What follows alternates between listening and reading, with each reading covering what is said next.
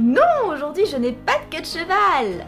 Mais on va pas parler de moi aujourd'hui puisque sur ma chaîne YouTube je parle déjà énormément de moi, de mes expériences, de mon vécu, de moi. Donc cette fois je vais changer un peu, je vais parler de mes amis. Donc, cette vidéo va être un petit peu amusante. En fait je vais préserver l'anonymat de mes amis. Je vais simplement énoncer des choses qui rendent mes amis un peu spéciaux, originaux. Donc ça peut être, c'est en grande majorité positif, il y a un peu du neutre et un tout petit peu de négatif, mais c'est pas dans le sens où j'aime pas mes amis à cause de ça, c'est dans le sens, ça rend mes amis uniques de par leur vécu, de par leur physique, de par leur façon d'être tout simplement.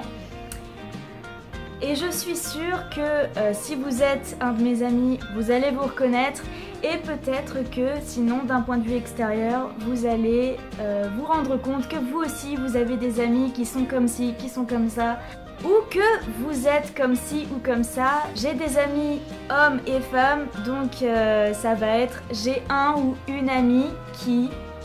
Alors il y a des amis de qui je suis plus ou moins proche, hein, mais ça ne les rend pas moins intéressants. Alors je commence.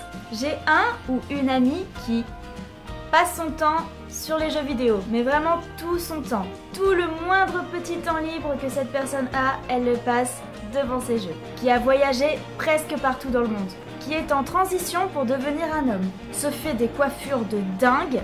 A été délégué 3 années de suite. Bravo. Qui a un accent trop mignon. Qui a passé 13 mois entiers de sa vie à regarder des séries télévision. Comment je l'ai su? Eh bien, il y a une application qui s'appelle TV Time et sur cette application, ça calcule en fonction du nombre de minutes et de secondes même qu'on a regardé un épisode de série à chaque fois. Quand on le note, ça calcule combien de temps de notre vie tout entière on a passé à regarder des séries. Et cette amie a carrément explosé le record. Elle en est à 13 mois de lookage de séries TV, qui collectionne encore les poupées, qui est fétichiste des mains d'homme, qui est sortie avec un mec possédé, se fait des nail art de folie toute seule, exerce plusieurs métiers en même temps, est végane. Alors maintenant ça se répand un peu plus, mais ça reste encore une particularité quand même malgré tout, a un âge mental de 6 ans. Je n'exagère pas.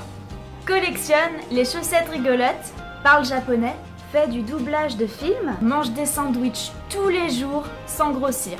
A participé à une émission télé, est une patiente régulière de l'hôpital, a été figurant dans un film, a un look très extravagant et j'insiste vraiment sur très extravagant parce que c'est pas juste un look original, c'est vraiment un look déjanté. Chose du 35, est un champion des imitations de voix et aussi des bruits d'animaux.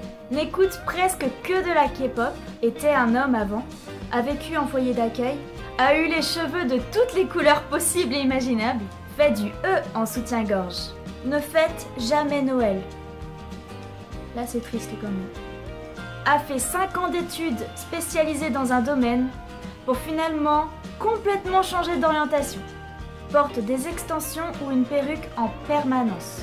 N'accepte de manger que du bio. Est tatoué au visage. A des abdos sans faire de sport. Il y en a qui ont de la chance, hein. Fait du cosplay et le prend très au sérieux. Un peu comme une deuxième vie, quoi.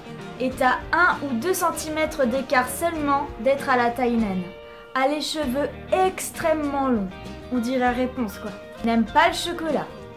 Alors ça c'est un détail qui vraiment, il faut le retenir quand un ami nous le dit, parce que sinon, si on lui offre des chocolats à Noël, bah non seulement il va se dire qu'on l'écoute pas, mais surtout, il va être tellement triste.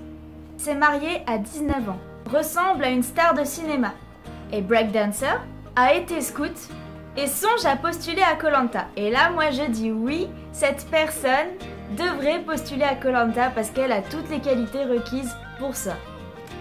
Voilà, donc je vous ai dit toutes les petites particularités de mes amis. Alors j'ai pas mal réfléchi, j'en ai certainement oublié parce que tous mes amis ont quelque chose de spécial en eux.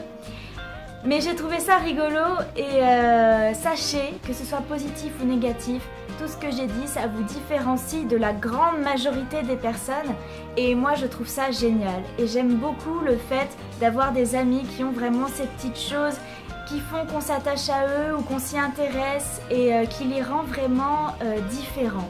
Gardez bien en tête que tout ce qui vous différencie de la majorité vous rend formidable. Voilà, c'est tout pour cette vidéo. Je vous dis à la semaine prochaine.